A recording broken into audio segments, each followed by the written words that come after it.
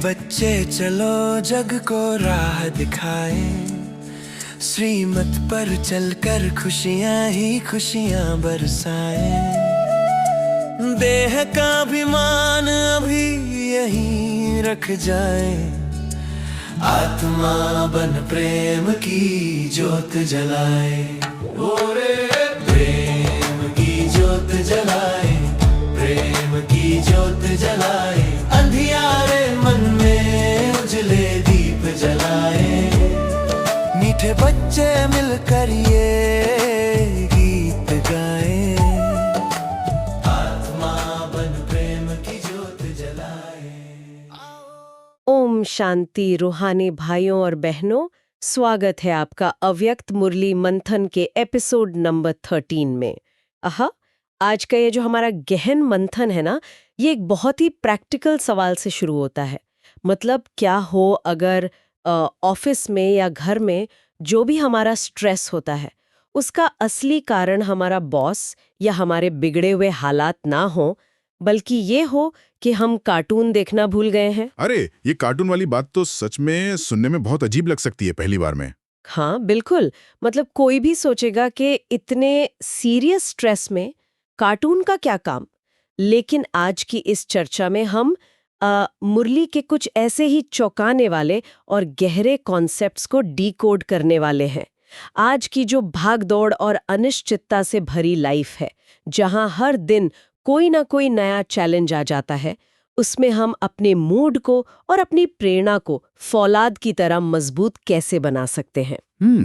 और यही कारण है कि आज हम मुरली में बताए गए संतुष्ट मणि यानी जो जूल ऑफ कंटेंटमेंट का कॉन्सेप्ट है ना, उस पर फोकस कर रहे हैं। सही कहा। और संतुष्ट मणि के जरिए हम ये समझेंगे कि कैसे अपनी सेल्फ एस्टीम को बढ़ाया जाए। तो चलिए इस दिलचस्प चर्चा की शुरुआत करते हैं। बिल्कुल। और शुरुआत में ही मैं एक बात क्लियर करना चाहूंगा कि जब हम संतुष्टि या कंटेंटमेंट शब्द सुनते हैं ना, तो आज के मॉडर्न वर्ल्ड में लोग अक्सर इसे एक बहुत ही पैसिव या बोरिंग स्टेट मान लेते हैं। हाँ, मतलब लोगों को लगता है कि बस जो मिल गया उसी में खुश रहो, आगे बढ़ने की कोई इच्छा ही मत रखो, एक तरह का कॉम्प्रोमाइज। एग्जैक्टली, ऐसा लगता है जैसे विकास रुक गया हो। लेकिन आज की मुरली इस मिथक को पूरी तरह से तोड़ देती है। मुरली के हिसाब से संतुष्टि सिर्फ एक शांत भावना नहीं है। तो फिर ये क्या है? अगर ये सिर्फ एक भावना नहीं है तो ये एक मैग्नेट है, एक बहुत ही पावरफुल चुंबक जो सभी शक्तियों और गुणों को अपनी तरफ खींचता है। अगर हम इसे मनोवैज्ञानिक नजरिए से देखें तो जहां अंदरूनी संतुष्टि होती है, वहां बाहरी परिस्थितियां हमारे मानसिक संतुलन को भेद ही नहीं पाती। अच्छा, तो इसका मतलब ये हुआ कि संतुष्टि एक अदृश्य ढाल की तरह काम करती है। लेकिन जब हम एकदम प्रैक्टिकल लाइफ की बात करते हैं, मान लीजिए मैं ऑफिस में हूँ और कोई जानबूझकर मेरे खिलाफ पॉलिटिक्स कर रहा है, जो कि बहुत आम बात है आजकल। हाँ, या फिर घर में अचानक कोई बड़ा फाइनेंशियल क्राइसिस आ गया है, तो उस वक्त इस संतुष्ट मणि वाले चुंबक को एक्टिवेट करना, मतलब ये तो बहुत मुश्किल लगता है। थ्योरी सुनने में तो बहुत अच्छी लगती है, लेकिन असलियत में ये सब याद कहाँ रहता है। मैं समझ सकता हूं कि आप ऐसा क्यों सोच रही हैं, और यही तो वो बिंदु है जहां से हमारी आज की चर्चा वास्तव में गहरी होती है। मुरली हमें इन समस्याओं और परिस्थितियों को देखने का एक बिल्कुल नया लेंस देती है। नया लेंस? वो कैसे? इसके लिए ना एक बहुत ही रोचक उदाहरण दिया गया है। माया या कठिन परिस्थितियों को एक असीमित स्क्रीन पर चल रहे मिकी माउस के खेल या किसी कार्टून फिल्म की तरह देखना। अरे, मिकी माउस का खेल मतलब जब कोई बड़ी क्राइसिस आए या कोई भारी संकट खड़ा हो जाए, तो घबराने के बजाय हमें पॉपकॉर्न लेकर उससे कार्टून की तरह एंजॉय करना चाहिए। हाँ, कुछ हद तक ऐसा ही है। लेकिन क्या ये थोड़ा अव्यावहारिक या इम्प्रैक्टिकल नहीं लगता? मतलब मेरी जॉब खतरे में है और मैं उसे मिकी माउस समझूं? ये पहली बार सुनने में वाकई अजीब लगता है, लेकिन इसके पीछे एक बहुत ही गहरी साइकोलॉजी काम कर रही है। देखिए, जब हम किसी समस्या में खुद को फंसा हुआ महसूस करते हैं ना, तो हमारा दिमाग तुरंत फाइट या फ्लाइट मोड में चला जाता है। हाँ, वो तो है, एकदम स्ट्रेस हार्मोन्स रिलीज होने लगते हैं बॉडी में। बिल्कुल। लेकिन जैसे ही हम उस पूरी सिचुएशन को एक साक्षी दृष्टा की तरह देखते हैं, जैसे हम किसी बड़ी स्क्रीन पर कोई ड्रामा या कार्टून देख रहे हो, तो हम उस समस्या से अपना जो इमोशनल अटैचमेंट है ना, उसे तुरंत कट कर देते हैं। अच्छा, मतलब हम खुद को उस सीन से बाहर निकाल लेते हैं मेंटली। एग्जैक्टली। मिकी माउस के खेल में क्या होता है? बिल्ली चूहे को मारती है, चूहा हथौड़ा मारता है, लेकिन हमें पता है कि कोई असल में दर्द में नहीं है। ये सिर्फ एक खेल है, एक मनोरंजन है। मैं समझ रहा हूँ। तो ये बेसिकली खुद को सिचुएशन से डिटैच करने की प्रैक्टिस है।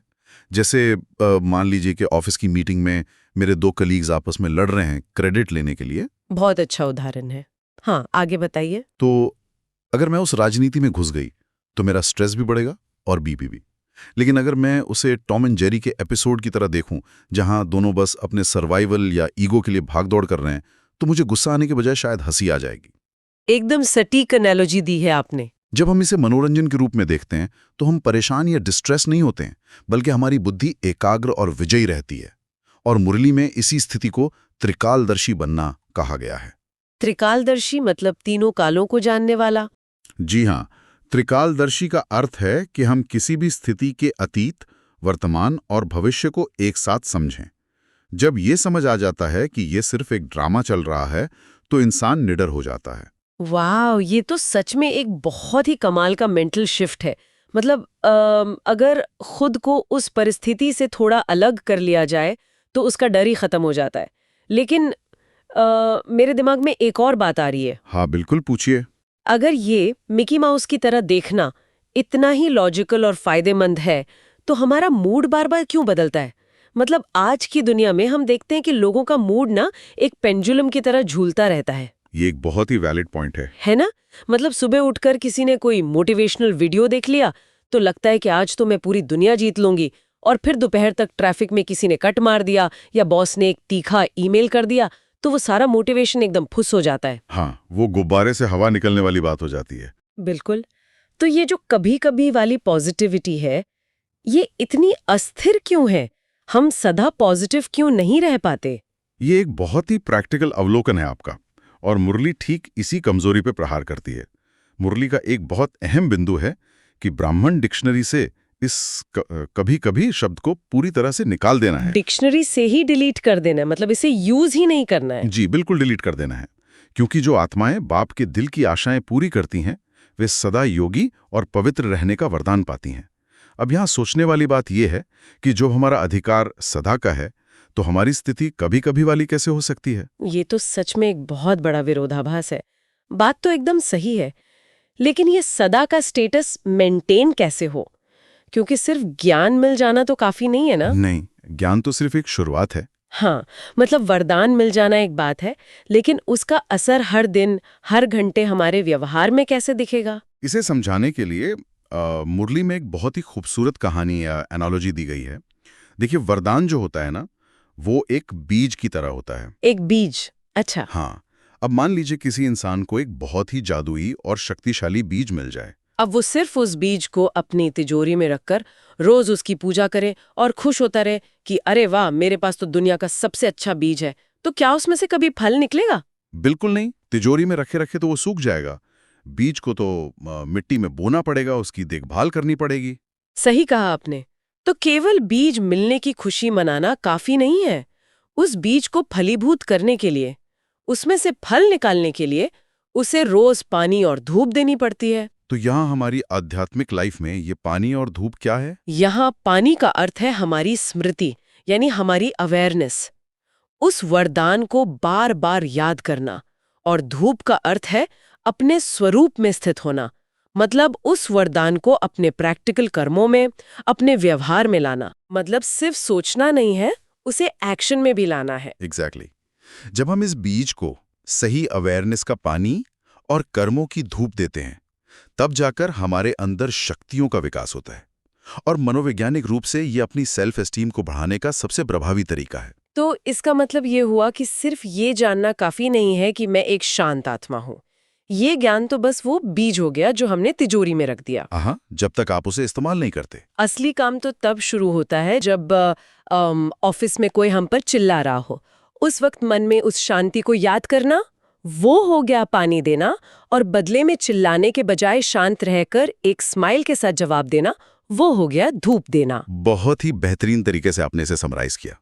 जब हम ये दोनों काम एक साथ करेंगे, तब जाकर वो सदा वाली स्थिति, वो कंसिस्टेंसी बनेगी। लेकिन इस मैकेनिज्म को फॉलो करने में मुझे एक बहुत बड़ा रोड़ा नजर आता है।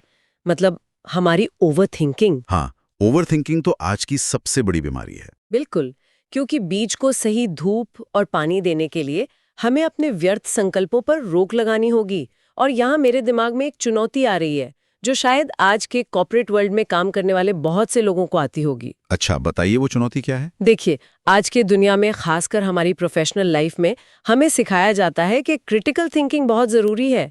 क्या, क्यों, कैसे पूछना हमारी एक आदत बन चुकी है। हाँ, वो तो कॉर्पोरेट ट्रेनिंग का हिस्सा ही होता है, रूट कॉज एनालिसिस। वही तो, अगर कोई प्रोजेक्ट फेल हो गया तो क्यों और कैसे तो पूछना ही पड़ेगा ना, ताकि अगली बार वो गलती ना हो। तो क्या हर बात पर सवाल ना पूछना, चीजों को बस वैसे ही स्वीकार कर लेना, हमारी बुद्धि को सीमित नहीं कर देगा? ये बहुत ही महत्वपूर्ण सवाल है और इसके बीच का अंतर समझना बहुत जरूरी है। देखिए, मुरली यहाँ हमारी स्वस्थ जिज्ञासा या कंस्ट्रक्टिव एनालिसिस को दबाने की बात बिल्कुल नहीं कर रही हैं। अच्छा, तो फिर बात किस चीज की हो रही है? बात हो रही है हमारी मानसिक ऊर्जा को बचाने की और जो इमोशनल लूपिंग होती है ना, उसे रोकने की। इमोशनल लूपिंग, इसका क्या मतलब है? जब आप पूछते हैं कि ये सिस्टम क्यों फेल हुआ ताकि आप उसे ठीक कर सकें, तो वो एक काम का एनालिसिस है, उसमें कोई बुराई नहीं है। हाँ, वो तो इम्प्रूवमेंट के लिए जरूरी है। लेकिन जब आप किसी बीती हुई बात पर या किसी इंसान के बिहेवियर पर घंटों ये सोचते रहते हैं कि उसने मुझसे ऐसे बात क्यों की, ऐसा मेरे साथ ही क्यों होता है, या क्या वो मुझे नीचा दिखाना चाहता था, तो ये एनालिसिस नहीं है। ओहो, हाँ, ये तो हम सब बहुत करते हैं। और यही व्यर्थ संकल्प है। मुरली चेतावनी देती है कि साधारण पुरुषार्थ का, यानी रिलैक्स होकर धीरे धीरे चलने का समय अब जा चुका है। साधारण पुरुषार्थ का समय बीत चुका है, मतलब अब हमें अपनी स्पीड बढ़ानी होगी। बिल्कुल। मुरली कहती है कि अब अचानक फाइनल पेपर आएगा। ये उड़ती कला का समय है, फ्लाइंग स्टेज का।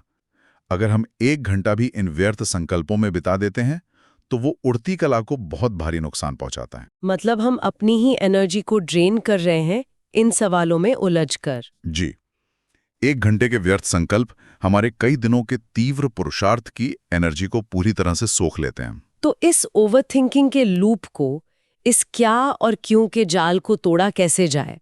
क्योंकि ये बात बोलना तो बहुत आसान है, लेकिन जब दिमाग में विचार आते हैं तो उन्हें रोकना बहुत मुश्किल होता है। इसका समाधान बहुत ही सुंदर और विजुअल तरीके से बताया गया है। वो है बिंदी लगाना, यानी फुल स्टॉप लगाना। बिंदी लगाना, जैसे हम वाक्य के अंत में लगाते हैं? बिल्कुल। अगर हम ध्यान दें तो एक फुल स्टॉप या बिंदी बिल्कुल गोल, सीधी और स्थिर होती है। इसे लगाना बहुत आसान है। ये तो है। जबकि एक क्वेश्चन मार्क कैसा होता है? वो तो एकदम टेढ़ा बांका होता है, जैसे कोई फंसाने वाला हुक हो। एग्जैक्टली। और जब हम बार बार व्यर्थ का क्वेश्चन मार्क लगाते हैं तो इंसान की बुद्धि और उसका स्वभाव भी उसी तरह टेढ़ा, बांका और उलझा हुआ हो जाता है। एक संतुष्ट आत्मा कभी क्या और क्यों की भाषा नहीं बोलती। तो वो क्या करती है फिर जब कोई मुश्किल आती है? तो वो समय पर सही शक्ति का उपयोग करने के लिए 3 बिंदियों की चाबी का प्रयोग करती है। 3 बिंदियों की चाबी, ये 3 बिंदियां किस चीज को रिप्रेजेंट करती हैं? पहली बिंदी है, मैं स्वयं एक आत्मा हूं, यह आत्मिक स्थिति है। दूसरी बिंदी है परमात्मा, यानी बाप की याद। और तीसरी बिंदी है यह बना बनाया ड्रामा। अच्छा, आत्मा, परमात्मा और ड्रामा। हाँ, जब कोई भी परिस्थिति सामने आती है तो बजाय क्वेश्चन मार्क लगाने के अगर इन 3 बिंदियों को याद रखा जाए तो इंसान मास्टर सर्वशक्तिवान बन जाता है। ये जो तीसरी बिंदी है ना, ड्रामा वाली, इसमें मैं थोड़ा सा रुकना चाहूंगी। हाँ, कहिए। मनोवैज्ञानिक रूप से हर चीज को ड्रामा मान लेने से स्ट्रेस कैसे खत्म होता है?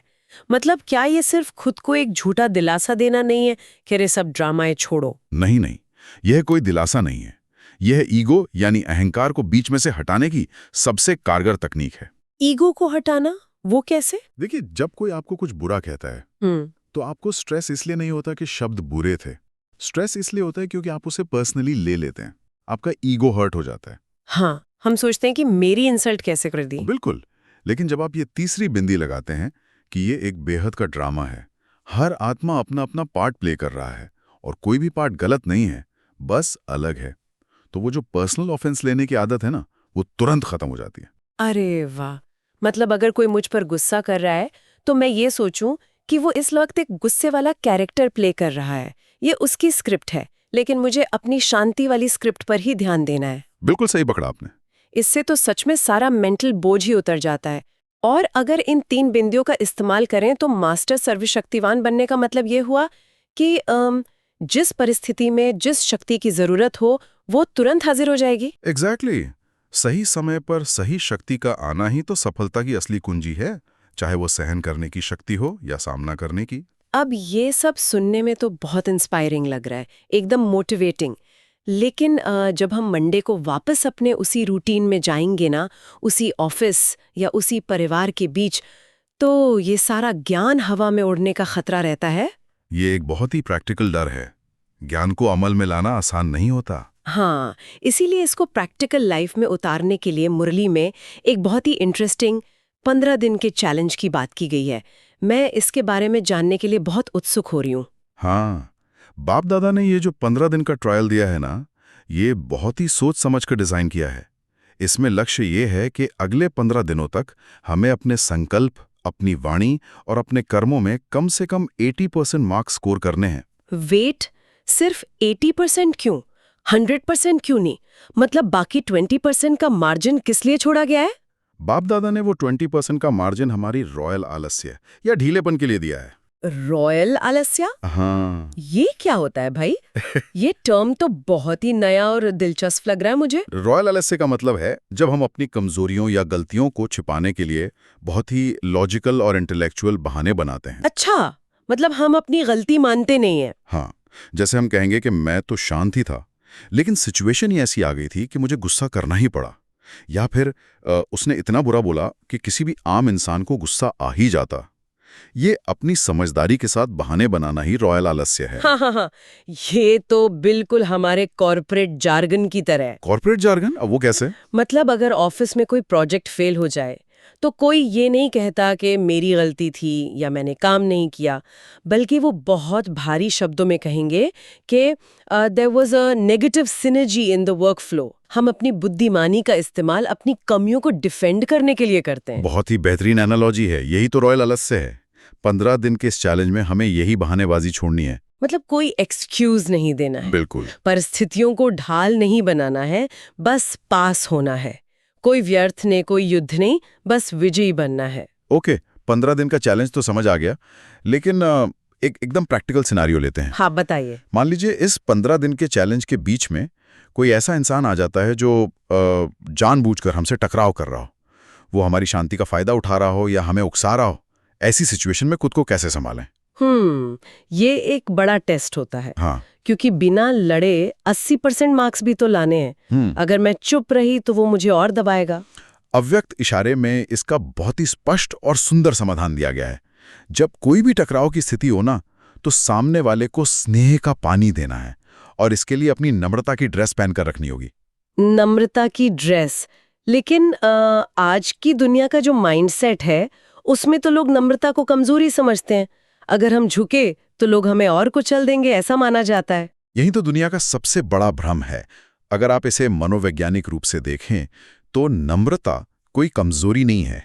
ये एक अभेद्य कवच है, एक ढाल है, हमारी सेफ्टी का सबसे बड़ा साधन है। वो कैसे? नम्रता हमें प्रोटेक्ट कैसे कर सकती है? देखिए, जब कोई इंसान क्रोध में होता है या आपसे लड़ रहा होता है तो वो असल में आपसे एक रिएक्शन की उम्मीद कर रहा होता है। हाँ, वो चाहता है कि मैं भी चिल्लाऊं। एग्जैक्टली। वो चाहता है कि आप भी गुस्सा करें ताकि उसकी ईगो को फ्यूल मिले और वो लड़ाई आगे बढ़े।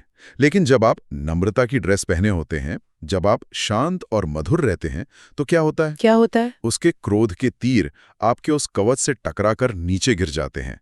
नम्रता सामने वाले के अहंकार को निहत्ता कर देती है। वो अपना वेपन ही डाल देता है क्योंकि उसे कोई रिएक्शन ही नहीं मिल रहा। बिल्कुल। अहंकार को छोड़कर नम्रता और मधुरता को अपनाना ही संस्कारों को मिलाने का सबसे आसान तरीका है। और जब इस तरह बाप का हाथ हमारे हाथ में हो तो हमारी स्थिति बिल्कुल बेफिक्र हो जाती है। वाह, मतलब हम सामने वाले को वो फ्यूल ही नहीं दे रहे जो उसे लड़ने के लिए चाहिए। ये तो बहुत ही पावरफुल स्ट्रैटेजी है। हम मुश्किल से मुश्किल इंसान को भी बहुत सहज बना सकते हैं इस तरह से। जी हाँ, यही संतुष्ट मणि की निशानी है। ये चर्चा सच में बहुत ही गहरी और आंखें खोलने वाली रही। अब इससे पहले कि हम इस गहन मंथन को समाप्त करें, जैसा कि आज का हमारा मिशन था, जो भी विद्यार्थी या लोग इसे सुन रहे हैं और इसे अपने जीवन में उतारना चाहते हैं, उनके लिए हम मुरली में आए उन प्रमुख मुहावरों का एक टूलकिट तैयार कर लेते हैं। ये बहुत अच्छा आइडिया है। ये टूलकिट बहुत काम आने वाला है। हाँ, क्योंकि ये ऐसे मुहावरे हैं जिन्हें अगर नोट कर लिया जाए तो ज्ञान, योग, धारणा और सेवा के सब्जेक्ट्स को समझना और उन पर मनन करना बहुत आसान हो जाएगा। बिल्कुल। तो हमने इस चर्चा में जिन मुहावरों का गहराई से विश्लेषण किया है, उन्हें संक्षेप में इस तरह से देखा जा सकता है। पहला है बिंदी लगाना। बिंदी लगाना मतलब व्यर्थ संकल्पों और वो जो क्या क्यों का टेढ़ा बांका लूप है ना, उसे तुरंत फुल स्टॉप लगा देना। सही कहा। दूसरा है डिक्शनरी से कभी-कभी शब्द निकालना। ये हमारे पुरुषार्थ में निरंतरता या कंसिस्टेंसी बनाए रखने के लिए है।